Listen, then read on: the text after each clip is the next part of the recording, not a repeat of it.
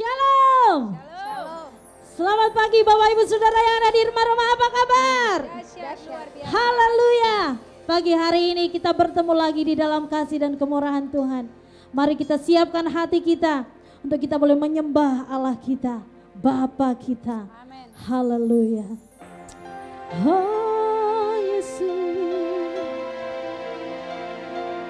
terima kasih Tuhan. Haleluya.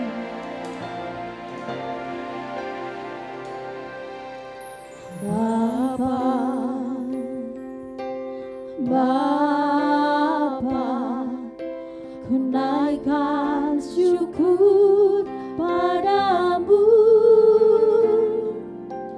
Bapa, Bapa, ku sembah sujud kepadamu. Bapa, Bapa, ku naikkan syukur padamu. Bapa, Bapa, ku sembah sujud kepadamu. Sungguh besar dan kudus namamu Bapa, ku selalu puji namamu. Besar setiamu, rahmatmu di dalam hidupku Bapa, ku mengasihimu. Sungguh besar dan kudus namamu Bapa, ku selalu puji namamu. Besar setiamu, rahmatmu di dalam hidupku Bapa, ku mengasihimu. Kami menyembahmu, kami menyembahmu, kami menyembahmu. Terima kasih Tuhan.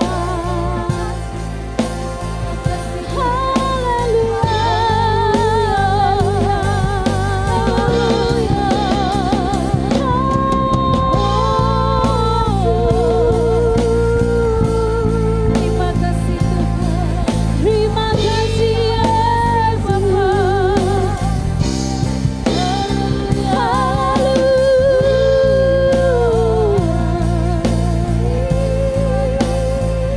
Terima kasih Tuhan.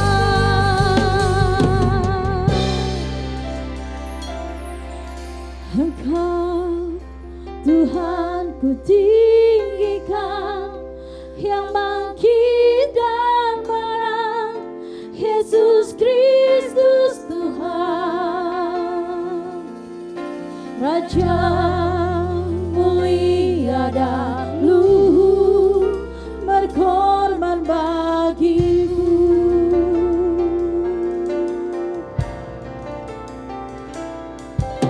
Maka jiwaku memuja, menyembah Sang Raja, Yesus Kristus Tuhan.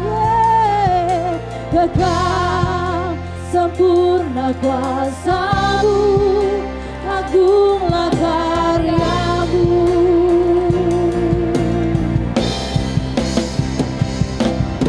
Engkau Tuhan ku tinggikan, yang bangkit dan menang, Yesus Kristus Tuhan. Raja mulia dan luhur, berkorban bagiku.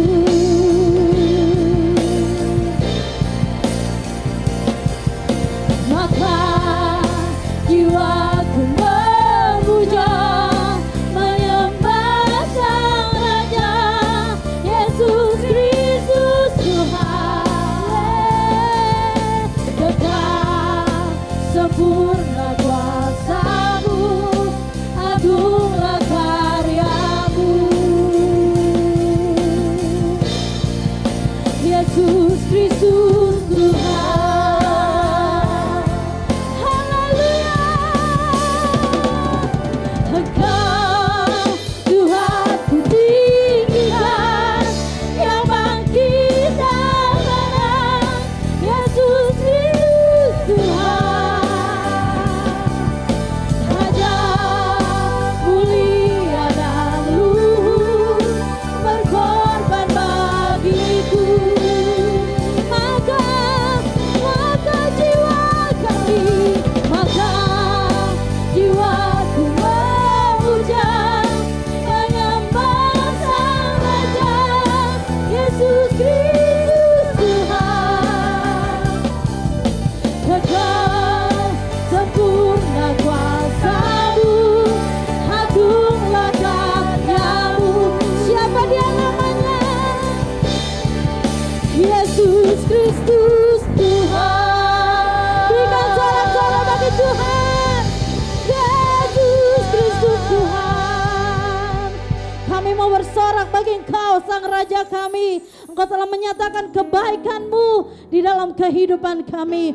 Kami siap memuji Tuhan di dalam nama Tuhan Yesus Kristus. Setiap kita yang percaya katakan amin. Haleluya. Mari saudara yang ada di rumah-rumah, mari kita siapkan hati kita, karena Dia sedang menyatakan kebaikannya, bukti kasih-Nya di atas kayu salib bagi setiap kehidupan kita.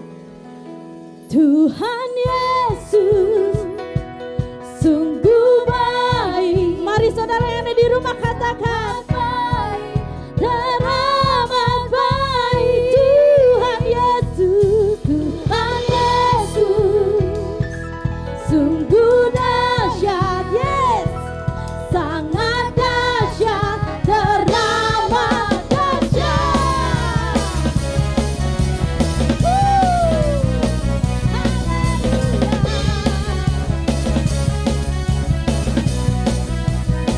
Bukti karya-Mu, bukti karya-Mu nyata.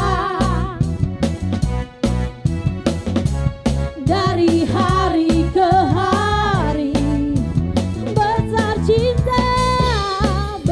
cinta-Mu nyata. Dari generasi ke generasi, Kau angkat kaki kami, Kau angkat kakiku, Kau angkat beban kami, Kau angkat beban hidupku. Tuhan Yesus sungguh baik, sangat baik, teramat baik. Tuhan Yesus, Tuhan Yesus sungguh dahsyat, sangat dahsyat, teramat dahsyat. Tuhan Yesus sungguh baik, sangat baik, teramat baik. Tuhan Yesus sungguh dahsyat, sangat dahsyat, teramat dahsyat, sangat dahsyat, teramat dahsyat, sangat dahsyat, teramat dahsyat.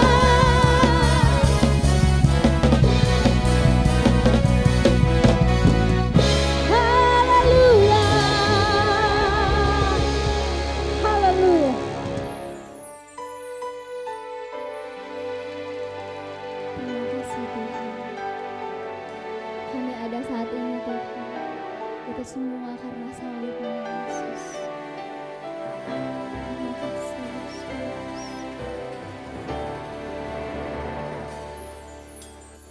Hanya Kau Tuhan di hidupku, Kau berikan hidup yang baru. Darah-Mu menyucikan, pulihkan hatiku. Ku nyatakan Kau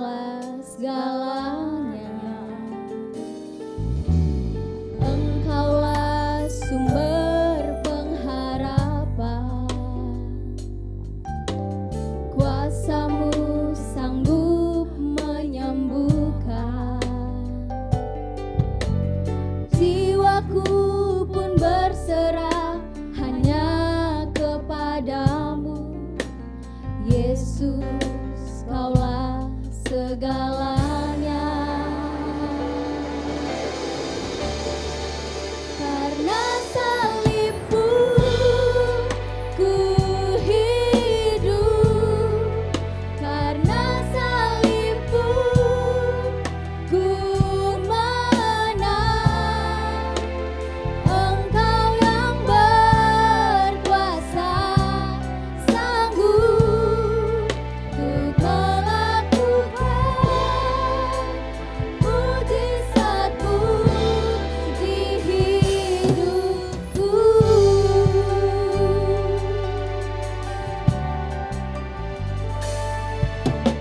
Engkaulah sumber pengharapan,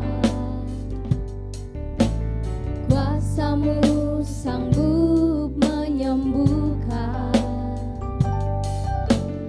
Jiwaku pun berserah hanya kepadamu, Yesus, Kaulah segalanya. Karena salibmu ku hidup, karena salibmu ku menang. Engkau yang berkuasa, sanggup untuk melakukan mujizat-Mu di hidupku. Ku hidup karena salibmu ku menang. Engkau yang berkuasa, sanggup untuk melakukan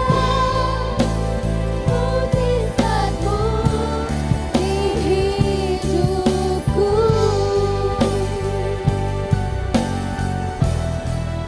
Untuk melakukan mujizat-Mu, untuk melakukan mujizat-Mu di hidupku.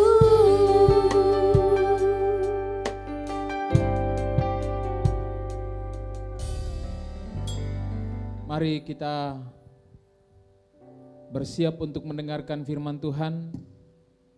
Sebelumnya kita berdoa. Demi nama Tuhan Yesus Kristus, kami bersyukur buat kemurahan dan kebaikan Tuhan telah membawa kami di penghujung tahun 2020. Hari ini, minggu yang pertama bulan Desember 2020, kami bisa ada, kami bisa sehat, kami bisa kuat, kami bisa menikmati pemeliharaan kasih Tuhan. Itu semua karena anugerah Allah semata-mata. Sebab itu terpujilah Tuhan. Setelah memuji dan memuliakan Tuhan, saatnya kami mendengar firman-Mu. Biarlah firman-Mu menjadi kekuatan bagi kami, menjadi tuntunan bagi kami untuk berjalan di sepanjang hari hidup yang Tuhan karuniakan. Sehingga hidup yang Tuhan karuniakan bukan hidup yang sia-sia dan kami sia-siakan, tetapi dapat berguna bagi hormat kemuliaan nama-Mu sesuai dengan agenda-agenda Tuhan. Terpujilah Tuhan, kami siap mendengar firman-Mu demi nama Tuhan Yesus Kristus yang hidup. Haleluya. Amin. Shalom Bapak Ibu Saudara. Apa kabar?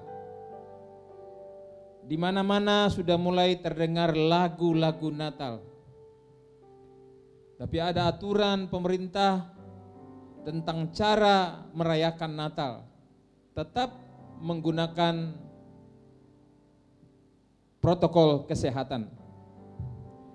Bapak Ibu Saudara yang dikasihi Tuhan, walaupun mungkin bagi tradisi gereja tahun ini adalah Natal yang kelam, tidak semeriah, tidak sesemarak sebelum-sebelumnya. Tapi saya sangat percaya bahwa ini adalah rancangan Tuhan, supaya kita tidak terjebak di dalam euforia ibadah-ibadah perayaan Natal. Tetapi mari kita lebih mendalami arti Natal itu dalam hidup kita. Tapi saya hari ini tidak akan berbicara tentang Natal. Mari kita kembali kepada kebenaran firman Tuhan. Status kita sebagai anak Allah di dalam Kristus Yesus. Kita sudah belajar tentang apa yang menjadi hak-hak kita sebagai anak-anak Allah. Hari ini kita akan belajar tentang harga yang mengikat kita menjadi anak Allah. Seperti apa sebenarnya? Mari kita buka surat 1 Yohanes pasal 3 ayat 1. Lihatlah betapa besarnya kasih yang dikaruniakan Bapa kepada kita, sehingga kita disebut anak-anak Allah. Dan memang kita adalah anak-anak Allah. Luar biasa. Bahwa status sebagai anak Allah bukanlah hasil pekerjaan, bukan dari hasil usaha, bukan dari hasil kebaikan kita, kemampuan kita untuk taat, tapi semua itu adalah karunia Bapa kepada kita. Melengket pada kita berdasarkan iman kita kepada kasih karunia Allah di dalam Kristus Yesus yang telah mati di kayu salib menggantikan kita. Sekarang kita disebut sebagai anak-anak Allah. Sekarang kita memiliki status sebagai anak-anak Allah karena memang kita adalah anak-anak Allah. Dan akibat daripada status kita sebagai anak Allah, hasil daripada status kita sebagai anak Allah, Roma 8 ayat 1 katakan, demikianlah sekarang, saat ini, tidak ada penghukuman bagi mereka yang ada di dalam Kristus Yesus. Tidak ada hukuman bagi saudara, karena saudara telah diangkat menjadi anaknya, milik kepunyaan yang dikasihi Tuhan. Ayat 2 berkata, Roh yang memberi hidup, yang telah menjadi jaminan bagi kita, karena Roh itu telah kita pelajari menjadi kesaksian, memberi konfirmasi kepada kita bahwa kita adalah anak-anak Allah, sehingga kita dapat berseru dari dalam roh kita bahwa kita adalah anak-anak Allah. Dan roh inilah yang dikatakan oleh Rasul Paulus dalam ayat 2, telah, bukan akan, tetapi telah memerdekakan kamu dalam Kristus. Yesus telah bangkit dari maut, mengalahkan maut, mengalahkan dosa, dan telah naik ke sorga. Karena ia sudah menyelesaikan hukum dosa di dalam dirinya. Ia telah menggenapi seluruh tuntutan hukum di dalam dirinya. Dan dia mati karena kita. Jadi kita dimerdekakan dalam Kristus dari kuasa hukum dosa. Dan bukan hanya kuasa hukum dosa, tetapi hukum maut. Nah, Bapak Ibu Saudara, luar biasa. Kita memiliki jaminan sebagai anak-anak Allah. Kita dibebaskan dari segala hukum dan kita merdeka di dalam Kristus Yesus.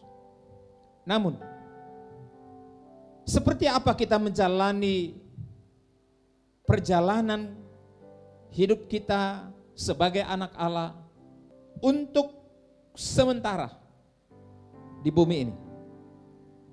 Ada sejumlah konsekuensi, ada sejumlah harga dalam mengikut Yesus. Berbeda dengan penjahat di samping Yesus, cukup dengan percaya, hari itu juga ia berpindah ke Firdaus bersama-sama dengan Yesus. Tapi saudara tidak demikian, saya tidak demikian.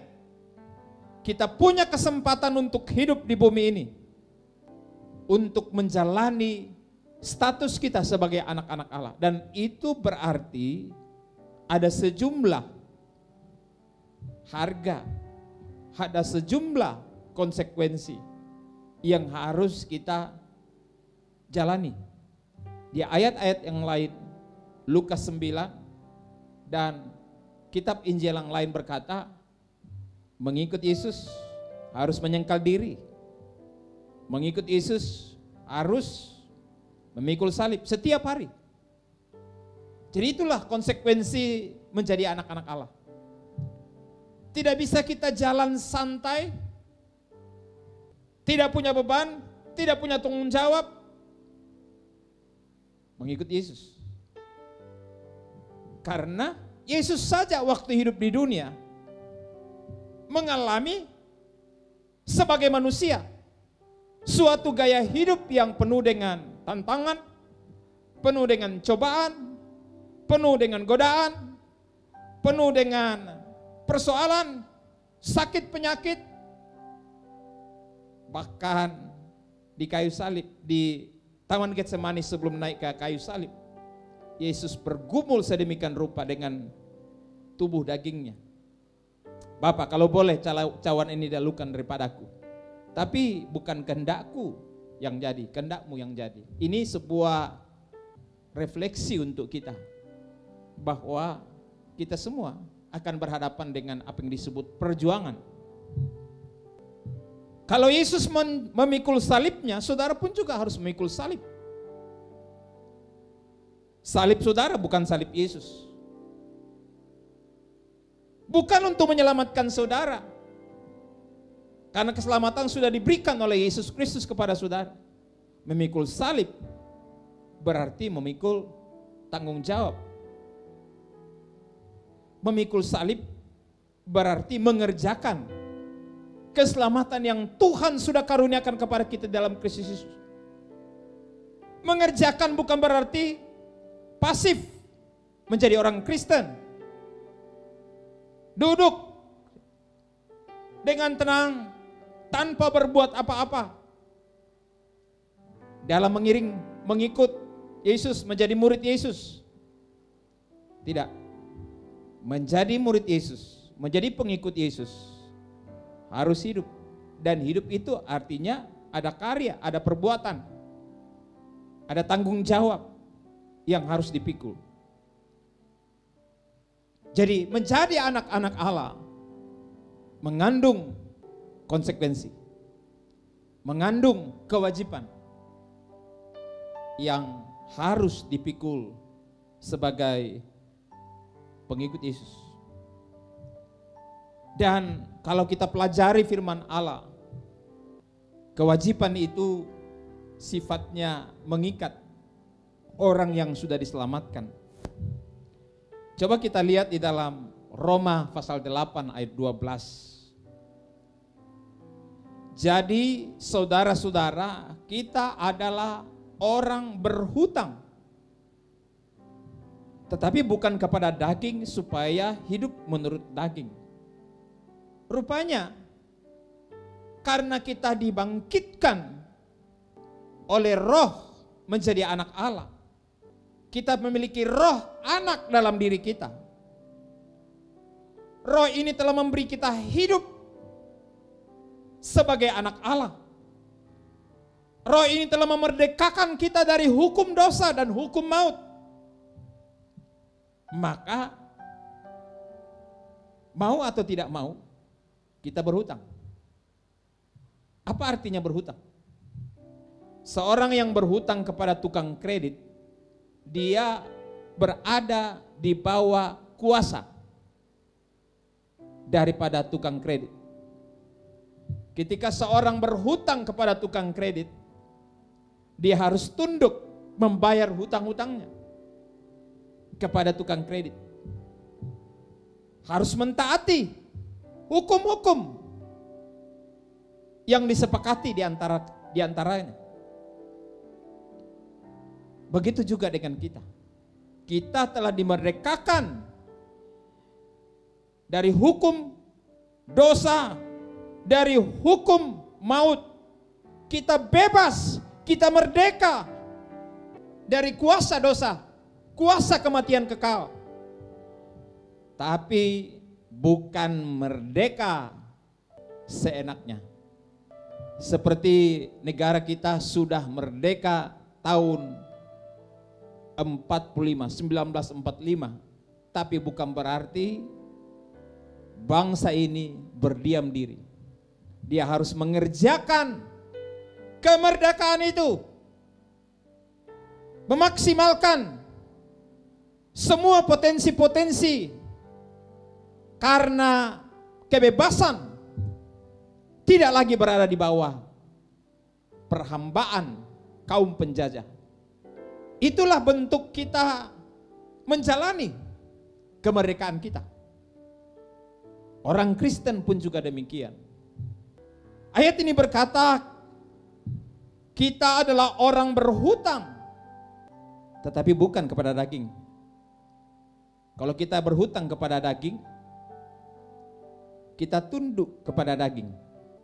Saya berhutang kepada daging, saya tunduk, taat, diperhamba oleh keinginan-keinginan dagingku.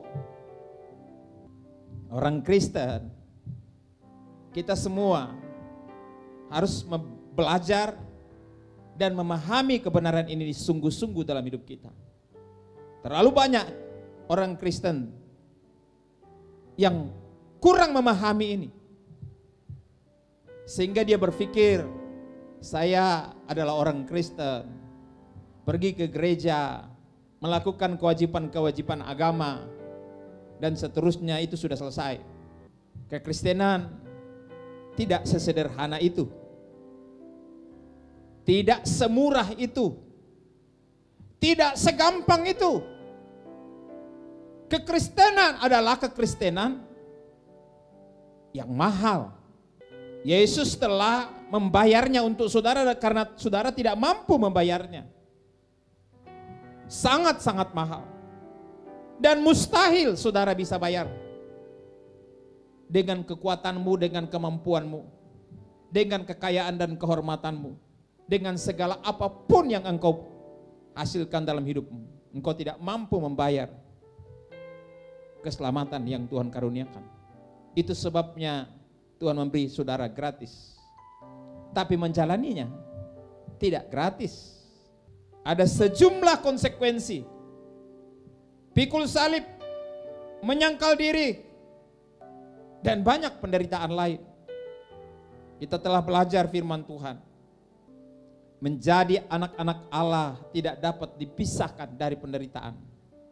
Roma 8 ayat 17b berkata, kemarin kita sudah bahas, jika kita menderita bersama-sama dengan Dia, supaya kita juga dipermuliakan bersama-sama dengan Dia. Jadi ada penderitaan. Seorang murid tidak lebih daripada gurunya. Tapi kita selalu berpikir bahwa tidak perlu pikul salib.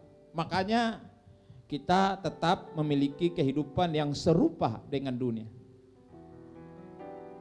Gaya hidup, pemikiran, cara hidup, selera tetap sama dengan dunia ini.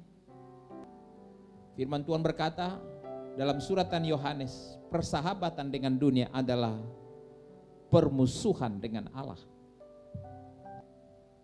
Jadi saat ini kita berhutang bukan kepada daging. Kalau kita berhutang kepada daging, akibatnya adalah kita diperhamba oleh daging. Waktu kita lahir di dalam dunia, kita berhutang kepada daging. Kenapa? Karena kita lahir dari daging. Ibu kita adalah daging. Ada sejumlah dosa, keinginan, kepentingan, ambisi dalam daging. Itu lahir dari nenek moyang kita, dari Adam yang sudah jatuh sampai kepada orang tua kita. Kumpul pada diri kita. DNA-nya ada pada kita, sifat-sifatnya ada pada kita. Makanya semakin tua dunia ini, semakin modern dunia ini, semakin dekat dunia ini berakhir, semakin bertambah usia dunia ini, kejahatan pasti semakin kompleks. Kejahatan semakin kreatif. Dosa semakin membubung tinggi sampai di hadirat Allah. Kalau zaman Nuh saja dosa umat sudah sampai ke hadirat Allah, apalagi sekarang. Nah, Bapak Ibu Saudara yang dikasihi Tuhan, perhatikan baik. Saat ini kita sedang hidup di zaman yang begitu rusak. Semua makhluk merasakan itu, termasuk juga anak-anak Allah. Roma 8 ayat 22 katakan, sebab kita tahu bahwa sampai sekarang segala makhluk sama-sama mengeluh dan sama-sama merasa sakit bersalin. Bukan hanya mereka saja, tetapi kita yang telah menerima karunia sulung roh, kita juga mengeluh dalam hati kita sambil menantikan pengangkatan sebagai anak, yaitu pembebasan tubuh kita. Artinya kita juga menderita. Tapi itu penderitaan umum. Artinya bencana-bencana. Saya mempelajari sejarah kuno, bangsa-bangsa, peradaban kuno. Ternyata bahwa banyak sekali peradaban kuno yang telah hilang itu terkubur di bawah tanah. Kenapa?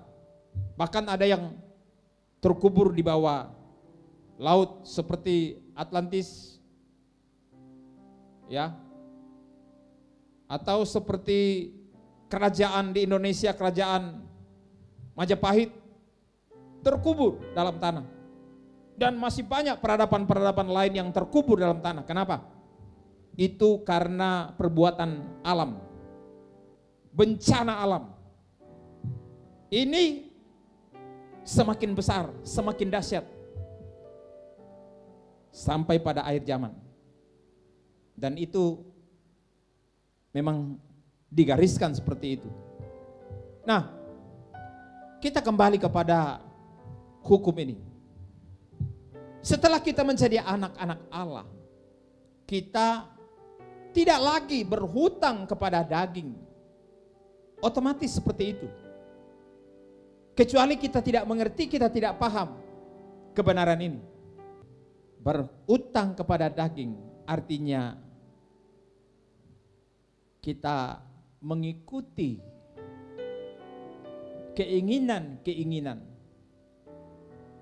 mengikuti ambisi-ambisi, mengikuti kepentingan-kepentingan demi pengakuan-pengakuan, penghargaan-penghargaan dunia, penghargaan-penghargaan manusia. Semua kita sebagai manusia berada dalam situasi itu. Orang percaya, entah pendeta besar, pendeta kecil, semakin hari semakin terjebak dalam perhambaan kepada daging. Dan itu sebabnya terlalu banyak manipulasi-manipulasi, terlalu banyak kejahatan-kejahatan terselubung di dalam hati, terselubung dalam lingkup kelompok eksklusif dari pelayan-pelayan, dari jemaat Tuhan, sehingga ada roh saling pengertian antara pelayan, pendeta dengan jemaat, sehingga terciptalah apa yang disebut saling pengertian untuk saling memaklumi. Bapak Ibu, saya melihat kebenaran ini, merenungkan firman Tuhan, bersyukur. Ini masanya, waktu yang sangat tepat kita kembali merenungkan seperti apa kekristenan kita. Apakah kita sudah lepas landas, tidak lagi diperhamba? Mungkin ada yang berkata, ya saya masih diperhamba 10%. Saya diperhamba 20%. Saya diperhamba 30%. 50%. 80%. Atau 90%. Itu bergantung kepada pertumbuhan iman kita dan hubungan kita dengan Tuhan. Karena mari nanti kita akan lihat, jika kita tidak memahami kebenaran ini, maka kita akan menjadi orang Kristen yang gagal. Karena kita tetap berjalan dalam pemahaman-pemahaman yang keliru tentang kehidupan yang Tuhan karuniakan kepada kita. Kalau kita belajar kebenaran ini, dikatakan begini, di dalam Roma pasal 8 ayat 13, sebab jika kamu hidup menurut daging, kamu akan mati.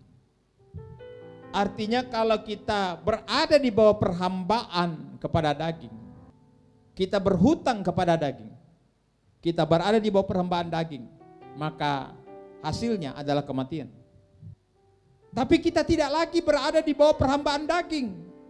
Memang bisa saja kita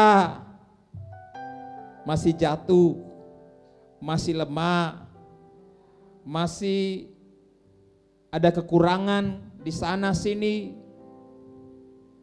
Tapi pertanyaannya, apakah memang itu kecenderungan hati kita? Atau bukan kecenderungan hati kita? Kalau itu menjadi kecenderungan hati kita, terus saja hidup dalam kedagingan, berarti kita masih diperhamba oleh daging. Berarti kita berhutang kepada daging. Kita harus membayar utang kita kepada daging. Karena kita lahir dari daging. Dan akibatnya adalah kematian. Tetapi secara tersirat Rasul Paulus berkata tadi di sini dalam ayat 12, kita berhutang bukan kepada daging, tetapi berhutang kepada roh. Jadi saudara-saudara, kita adalah orang berhutang tetapi bukan kepada daging. Artinya bukan lagi kepada daging. Kita berhutang kepada roh. Sehingga kita tidak hidup lagi menurut daging atau keinginan-keinginan daging, tetapi kita hidup menurut keinginan roh. Nah, mari coba kita lihat. Hutang kepada roh harus dibayar dalam bentuk pembunuhan. Jadi kita harus membunuh. Waduh, ini sangat berat. Dalam kekristenan diajarkan tentang pembunuhan. Dari pasal 8 ayat 13. Jika oleh roh kamu mematikan perbuatan tubuhmu, kamu akan hidup. Jadi mematikan artinya kita harus matikan. Dalam ayat lain, matikanlah. Bapak Ibu Saudara, tindakan pembunuhan harus ada. Bentuk kata kerja mematikan di dalam ayat 13 tadi menunjuk kepada sebuah proses. Haleluya. Saudara pernah tangkap lalat? Saya sering. Apa yang saya gunakan? Tape. Langsung dia teler, ada yang langsung mati. Hari ini saya sudah membunuh mungkin 10 lebih lalat. Sarapan pagi, ku tape mati. Tapi masih ada lagi. Tape lagi, masih ada. Makan siang juga begitu. Ada haleluya saudara. Itu daging kita, keinginan daging, tape terus. Amin. Ada haleluya. Kalau dia muncul, tape, amin. Matikan. Ada haleluya. Jadi Mami bilang, kau ini pembunuhan terus, harus dibunuh. Amin. Beri yang sampingmu, harus dibunuh. Itu pekerjaan terus menerus. Amin.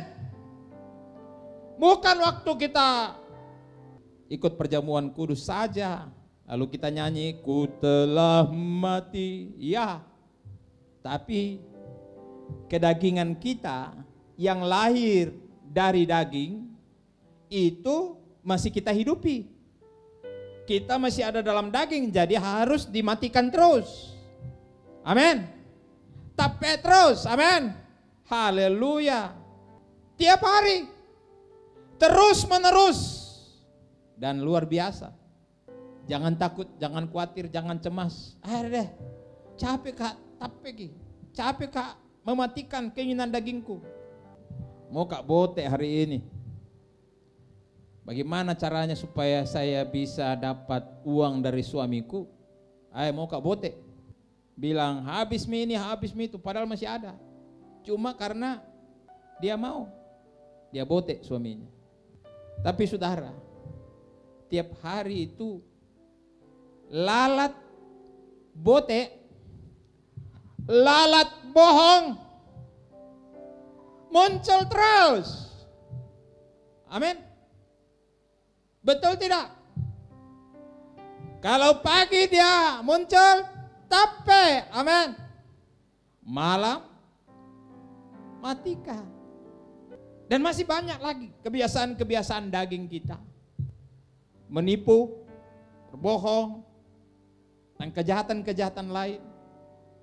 Benci, berseteru, perbuatan-perbuatan daging. Keinginan-keinginan daging. Banyak sekali. Dan itu perjuangan kita. Terus menerus. Mau matikan tiap hari? Amin. Biar milah sekali-sekali, biar mitawa hidup ki. Lama-lama dia beranak pinak. Hinggap di makananmu. Dia taruh telurnya di sana. Dan kemudian jadi lalat baru lagi. Jadi Bapak Ibu Saudara, jangan takut bahwa saudara tidak bisa. Pasti. Karena Roma 8:13 tadi katakan, oleh Roh kamu mematikan. Jadi ketika kita berhutang kepada Roh, kita harus membayar. Ini ada di sini yang bagian pemberi utang untuk mendapatkan kendaraan. Iya toh? Kalau saudara ambil motor dari saudara Wandi, apa yang terjadi? Kewajiban harus dibayar setiap bulan. Betul atau tidak? Kalau tidak dibayar, motor ditarik. Setelah ditarik, lelang. Saudara. Jadi berusaha. Kapan lunasnya? Tuhan datang baru lunas itu hutang roh. Amin. Ada amin? Seumur hidupmu. Seperti hutang kepada pembiayaan, kalau mati lunas. Betul tidak? Kalau mati orangnya lunas. Orang kredit rumah, kalau dia mati dianggap lunas. Saudara harus membayar seumur hidupmu. Kalau sudah mati berarti lunas. Ada haleluya saudara. Tuhan datang jemput kamu lunas. Sudah pindah dari dunia kepada alam kekal. Kita tidak harus pasif. Tidak bisa. Tapi harus aktif. Menjadi Kristen, menjadi anak Allah. Proses mematikan itu adalah proses yang aktif karena hidup. Tidak ada kehidupan yang kelihatan hidup tetapi mati. Alias mayat hidup, bernafas tapi tidak bisa melangkah, tidak bisa menggunakan tangannya, dan seterusnya. Itu namanya kekristenan sakit, stroke. Tapi saudara-saudara, bukan anak-anak Allah yang stroke, amin. Saudara aktif, hidup, mengerjakan keselamatan yang Tuhan sudah karuniakan kepada engkau. Mengisi keselamatan itu dengan mematikan. Haleluya, amin. Itu cerewet harus dimatikan. Roh bertengkar dimatikan. Kalau dia muncul lagi, tape, amin. Haleluya. Filipi 2:12 katakan, hai saudara-saudaraku yang kekasih, kamu senantiasa taat. Karena itu, karena kamu taat kepada roh, kepada kebenaran, tetaplah. Artinya terus menerus. Jangan berhenti. Kerjakan keselamatanmu dengan takut dan gentar. Kalau sama tukang kredit kau takut dan gentar, datang nih. Nah, kasih tahu itu kalau datang Om Wandi bilang, tidak ada karena. Jadi dia bilang sama itu tukang kredit, Papa aku bilang tidak ada Bang. Padahal ada sih. Tidak ada deh Pak Bote. Kenapa? Karena takut sama tukang kredit. Bagaimana dengan pemilik kehidupanmu yang bisa masukkan engkau di neraka, yang bisa memasukkan engkau di surga, yang tahu segala sesuatu? Mau lari kemana? Sembunyi di mana? Tidak bisa. Jadi tetaplah, terus meneruslah kerjakan. Itu sifatnya aktif, terus menerus kerjakan keselamatanmu. Jangan pasif. Kayak Sudami, lakukanlah dengan takut dan gentar kepada Allah pemilik kehidupan. Karena yang luar biasa adalah ayat 13. Tidak perlu kita khawatir, pasti mampu karena Allah yang mengerjakan di dalam kamu baik kemauan. Jadi ada, kalau memang kita adalah anak Allah, ada roh kemauan, ada kekuatan untuk mau, ada kecenderungan hati kita untuk mematikan hal-hal kedagingan, kepentingan-kepentingan daging kita yang bertentangan dengan kehendak Allah. Dan bukan hanya kemauan, tetapi dikatakan maupun pekerjaan. Jadi bukan kemauan saja, tetapi dia mengerjakan melalui rohnya yang kudus. Di dalam kitab Yeskiel dikatakan Tuhan memberikan kepada kita apa? Hati yang baru, roh yang baru, roh yang taat, hati yang taat. Inilah perjanjian baru. Luar biasa kan? Amin. Beritahu sampingmu, kamu pasti bisa. Saya pasti bisa. Tapi, amin. Haleluya. Tuhan memberkati kita. Sampai jumpa dalam pertemuan kita berikutnya. Amin. Bapak Ibu Saudara, menjadi anak Allah,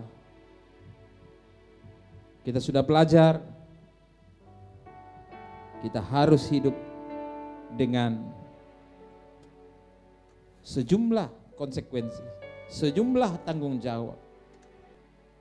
Kita harus mengalami apa yang disebut penderitaan. Ketika Yesus bergumul dengan dagingnya, dia menderita. Saudara juga bergumul dengan keinginan-keinginanmu, pasti menderita. Menyangkal keinginanmu, menolak keinginanmu, melawan keinginan dagingmu. Karena keinginan daging itu enak bagi daging.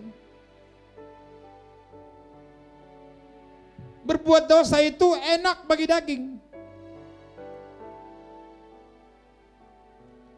Tapi Tuhan mengajarkan kepada kita bahwa ketika kita sudah dibebaskan oleh roh, dari hukum dosa dan hukum maut. Kita berhutang kepada Roh Allah. Jadi kita harus taat. Kita harus mengerjakan keselamatan kita dalam roh takut dan gentar. Kita harus terus-menerus mematikan. Kapan itu selesai? Ketika saudara menghadap Tuhan. Itu berarti sudah selesai, sudah lunas. Teruslah berjuang.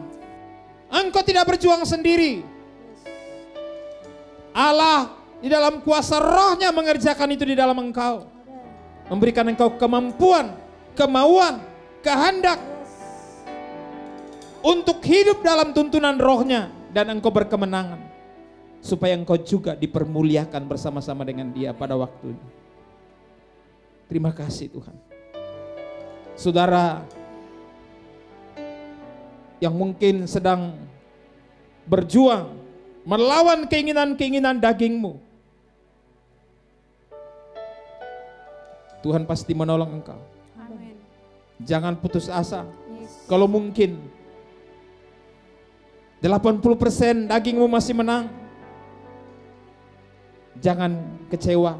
Teruslah. Hiduplah dalam tuntunan roh. Pasti engkau mampu meningkatkan menjadi 70% kau bisa mengalahkan. 60%. Sehingga sampai kepada 100% engkau mematikan. Engkau sudah hidup bersama Allah. Sempurna. Diangkat oleh Allah dalam kemuliaan. Bapak Ibu, mari kita datang kepada Tuhan. Haleluya. Kita taruh hidup kita dalam tangan Tuhan. Biarlah roh Tuhan bekerja dalam diri kita. Membangun sebuah kehidupan Kristen yang hidup, yang aktif, yang bekerja, yang memikul tanggung jawab, yang melawan semua, mematikan semua hal-hal yang bertentangan dengan keinginan-keinginan Allah dalam hidup kita. Karena semua itu membawa kita kepada kematian. Tapi kalau kita hidup di dalam utang kepada roh, kita akan terus-menerus bertanggung jawab untuk membayar. Yes. Oh haleluya. Berkati umatmu hari ini. Lawat umatmu hari ini. Tuntun umatmu hari ini. Dan seterusnya. Tiap hari. Berjalan dalam tuntunan roh. Menyelesaikan hutang-hutang roh. Taat tunduk kepada kedaulatan roh.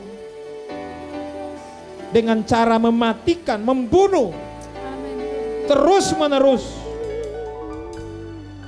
Segala bentuk keinginan daging yang bertentangan dengan kehendak roh Allah. Terima kasih Tuhan. Dalam nama Yesus hamba berdoa, lawatlah umatmu. Amin. Tuntunlah umatmu terus bertumbuh ke arah engkau. Diubahkan semakin hari semakin bertumbuh dalam kualitas Kristen yang baik, yang sehat, yang normal, yang sejati, seperti yang dirancang oleh Tuhan. Kami tidak lagi dikuasai oleh dosa. Kami tidak lagi diperhamba oleh dosa, tetapi oleh roh Allah. Terima kasih Tuhan untuk pembebasan yang Tuhan karuniakan kepada kami. Hari ini kami akan ambil bagian dalam tubuh dan darah. Ampuni kami. Kami bersyukur karena Engkau selalu melayakkan kami oleh karena darah anak domba Allah telah tercurah di kayu salib 2000 tahun lalu. Kami percaya bahwa Engkau penuh dengan belas kasihan, penuh dengan kemurahan, penuh dengan kebaikan, dan penuh dengan pengampunan. Sampai hari ini. Terima kasih buat pengampunan. Terima kasih buat pemeliharaan. Terima kasih buat kekuatan yang Tuhan beri. Kami berdoa Tuhan, lawat kami lewat tubuh dan darah. sehingga hidup kami semakin dikuatkan dan semakin dibaharui. Amin Tuhan. Kalau Engkau telah menang di kayu salib, mengalahkan maut, kami juga percaya roh kebangkitan, roh kehidupan juga ada di dalam kami. Amin. Terima kasih Tuhan. Ya Bapa. Kami siap menerima tubuh dan darah-Mu di dalam nama Tuhan Yesus Kristus. Haleluya. Amin. Ku telah mati dan tinggalkan cara hidupku yang lama. Semuanya sia-sia dan tak berarti lagi. Hidup ini ku letakkan pada mezbah-Mu ya Tuhan. Jadilah padaku seperti yang Kau ingini. Angkat hosti di tangan. Yesus berkata, inilah tubuhku dipecahkan karena kamu. Makanlah sebagai peringatan aku kepadaku. Siapa makan tubuhku yang memperoleh hidup kekal dalam dirinya. Karena tubuhku benar-benar makanan. Katakan, saya percaya. Saya percaya. Ini tubuh Kristus. Ini tubuh Kristus. Dipecahkan karena saya. Dipecahkan karena saya. Supaya Supaya saya memperoleh kekuatan yang baru mengikut Tuhan. Tubuh saya milik Tuhan. Roh saya milik Tuhan. Jiwa saya milik Tuhan. Saya percaya tubuh saya dipergunakan, saya pergunakan untuk memuliakan Tuhan dan mengerjakan keselamatan saya. Terima kasih Tuhan. Dalam nama Yesus kami makan.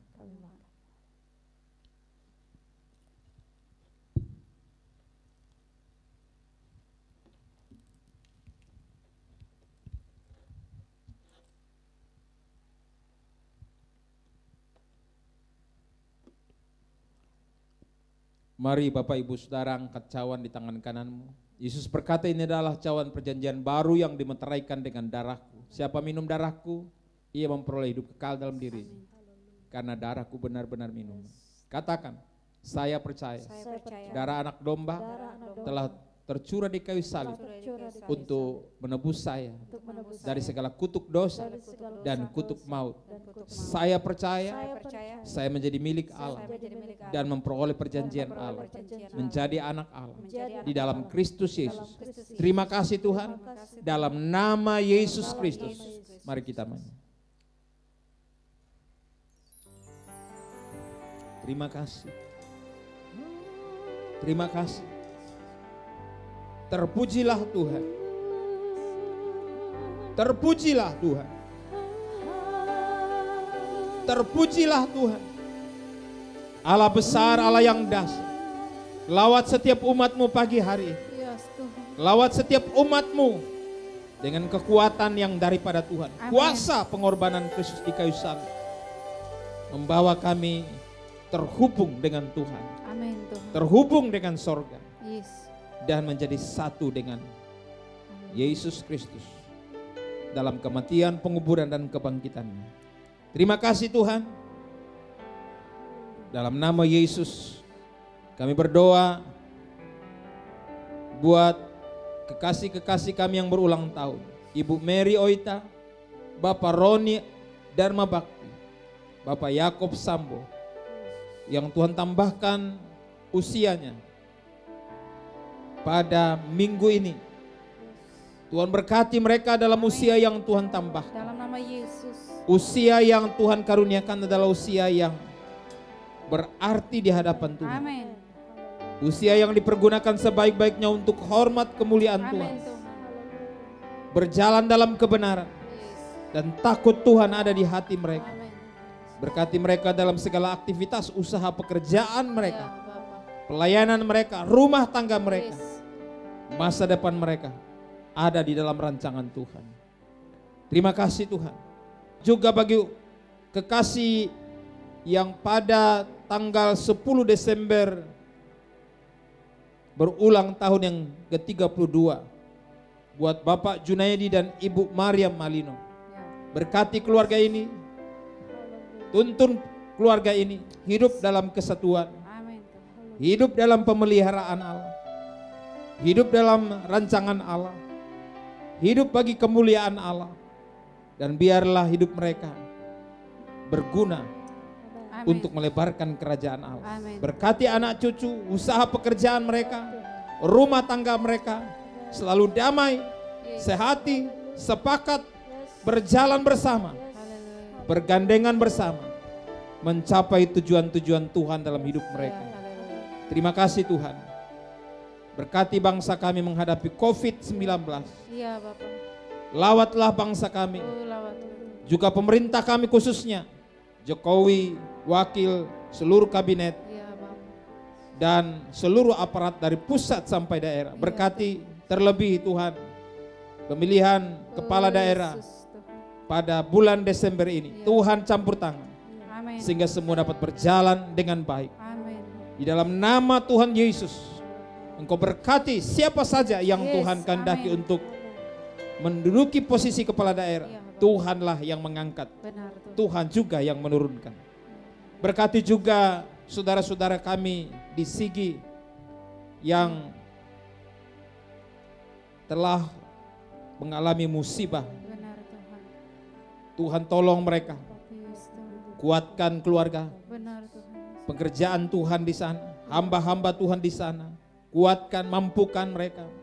Biarlah kematian daripada saudara-saudara kami di sana menjadi pupuk bagi pemberitaan Injil, sehingga banyak orang boleh diselamatkan di daerah Sulawesi Tengah. Berkati pemerintah kami dapat menangani persoalan ini dengan sebaik-baiknya dan dapat menegakkan kebenaran dan keadilan yang ada di bangsa ini. Berkati Tuhan semua pemimpin-pemimpin kami, semua gereja, semua hamba-hamba Tuhan, semua jemaat Tuhan, pemberita-pemberita Injil, tenaga-tenaga pelayanan, pemberita Injil di kota, di desa, di mana saja.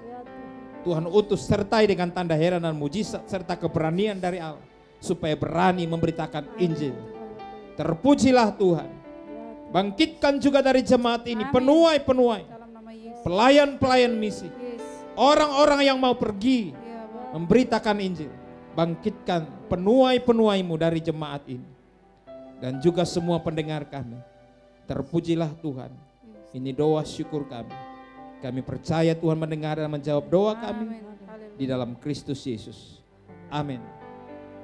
Bila Tuhan tak besertaku, ku tak mau berjalan. Ku perlu Tuhan pimpin langkahku dengan kasih karunia-Mu. Pimpin langkahku, pimpin langkahku setiap waktu.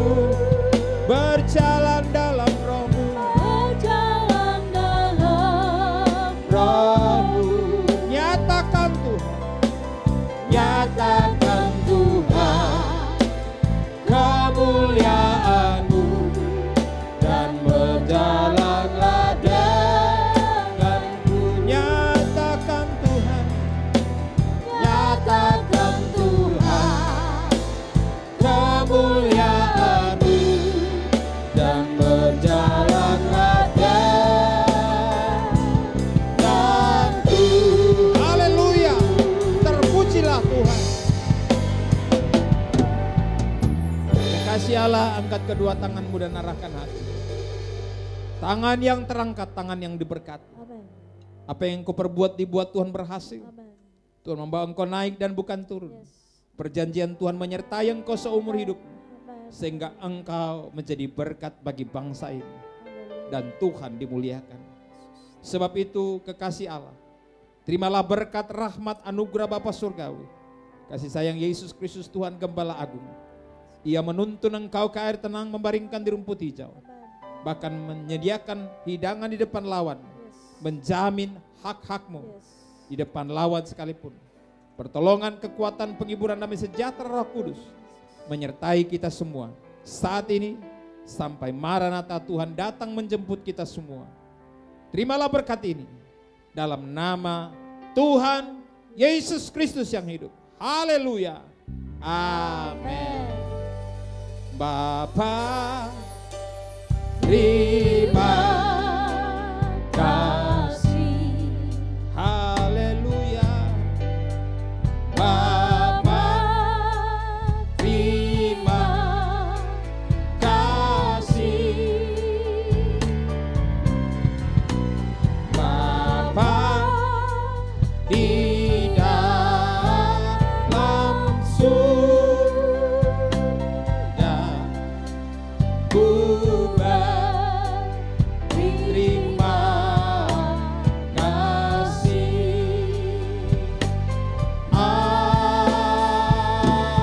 Amin. Haleluya. Tuhan memberkati kita. Sampai jumpa pertemuan kita selanjutnya.